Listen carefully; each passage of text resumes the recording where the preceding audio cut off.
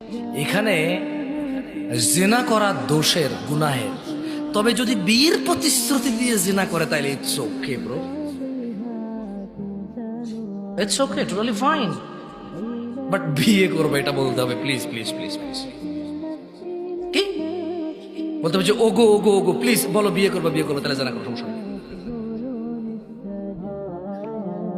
ছেলে বলবে কোরআন ছো কোরআন ছো কোরআন ছো, please please please কোরআন ছো, আমার ছেড়ে যাবে না প্লিজ, বলো তওবা তফসি কানে দর্শি আজীবনে করতাম না, কোরআন মাথায় নাও, মসজিদ ছো।